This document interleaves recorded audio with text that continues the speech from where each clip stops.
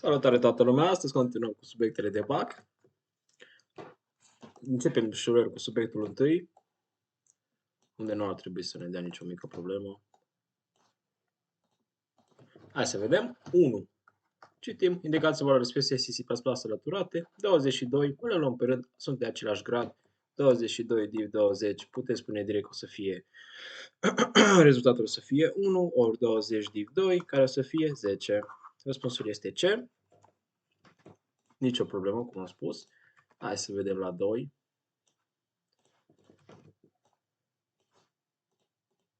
Variabile x și valoare sunt declarate alăturate. Indicați o instrucțiune de atribuire corectă din punctul de vedere sintactic.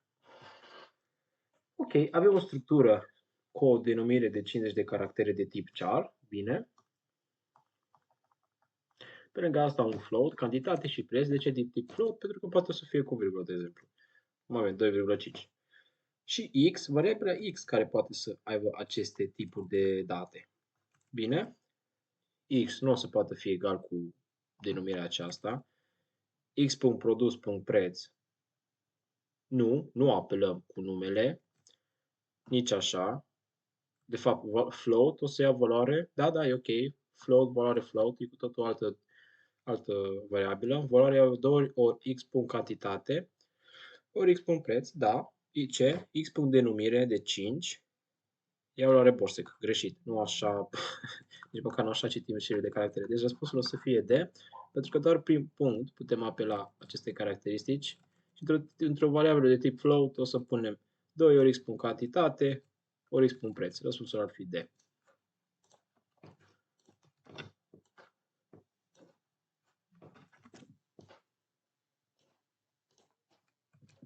Mergem mai departe. 3. La o sală de sport se organizează antrenamente pentru sportul de mulțime, tenis, fotbal, volei, handbal, basket. Ok. Astfel încât o persoană poate opta pentru... Hai să totuși să le denumim. Tenis. O să zicem că e 1. Fotbal.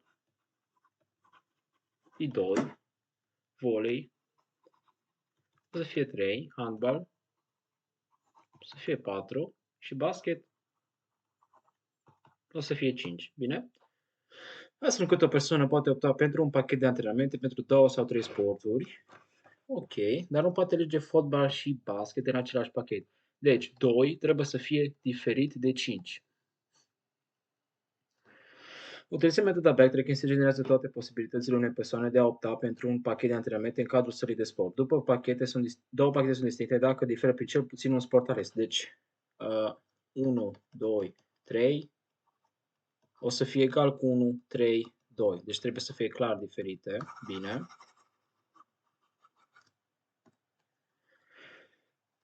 Primele 5 soluții generate sunt în această ordine. 1, 2, hai să zicem așa, 1, 2, tenis, fotbal, 1, 2, 3, 1, 2, 4, ar fi fost 1, 2, 5, dar nu avem voie să avem 2 cu 5, tenis, fotbal, 1, 2, tenis, volei, pardon, 1, 3, 1, 3, tenis, volei și handbal. Deci soluția generată imediat după. Deci am făcut 1 cu 2, 1 cu 2 cu 3, 1 cu 2 cu 4, după care a fost 1 cu 3, 1 cu 3 și cu 4, ar fi format 1 cu 3 și cu 5. Adică, deci după logica lor. Adică soluția generată imediat după fotbal și handbal. Deci după fotbal și handbal, ce ar urma? Am putea zice, deci am avem câte 2, după care mergem cu toate câte 3. 2, 4, 5 ar urma, ceea ce este greșit, pentru că nu avem voie să avem 2 și cu 5. Dacă nu putem avea 2 cu 4 și cu 5, o să mergem pe 2 cu 5, care nu este corect, 3 cu 4, 3 cu 4, care ar fi volei și handbal. Adică răspunsul este A.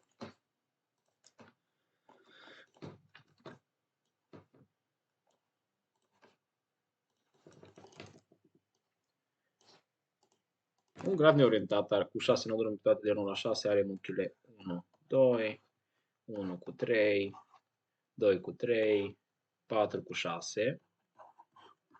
Bine. Indicați numărul de componente conexe ale acestea.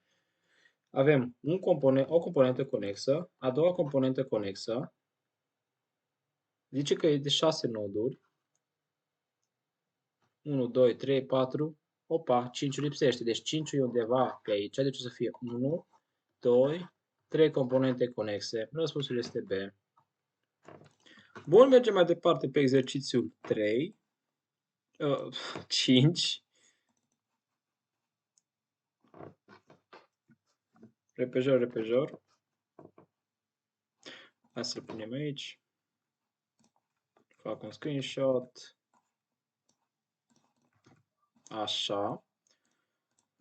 Într-un albert cu rădăcină, un os se află pe nivelul N dacă lanțul elementar pe care are o extremitate în nodul respectiv și cealaltă extremitate în rădăcina arbului are lungimea N. Pe nivelul 0 se află un singur nod, rădăcina. Bine, avem vectorul de tați și indicați un set de valori pe care le pot avea X și Y.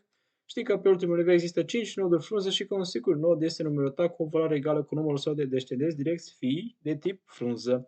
Aici avem 2, 4, 2, 0, 4, 4, X, 6, X, X, Y, Y. Asta o să fie 1, 2, 3, 4, 5, 6, 7, 8, 9, 10, 11 și 12. Hai să o luăm. Cine? Principalul 4 de pe poziția 0. 4, uite așa. Cu cine este legat? 4, cu 5, cu 6, 5, cu 6 și cu 2. 4, 2, 4, 5, 4, 6, ok, atât. Hai să mergem mai departe. 5, cu cine o să fie legat? 5 cu 4, da. Mai avem pe aici undeva 5? Nu avem 5. Mergem pe 2. 2 o să fie cu 1, o să fie cu 3 și mai avem 2 pe undeva? Nu, bine. Hai să vedem la 6. 6 o să fie cu 8.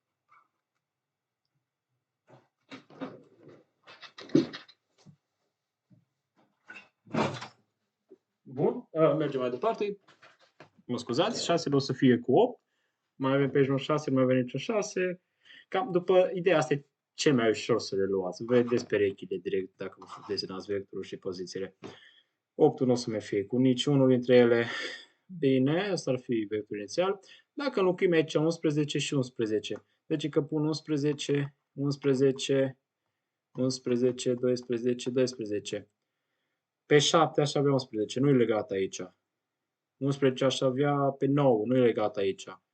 11 cu 12, nu merge așa. De ce? Pentru că o să fie separat de arborele nostru.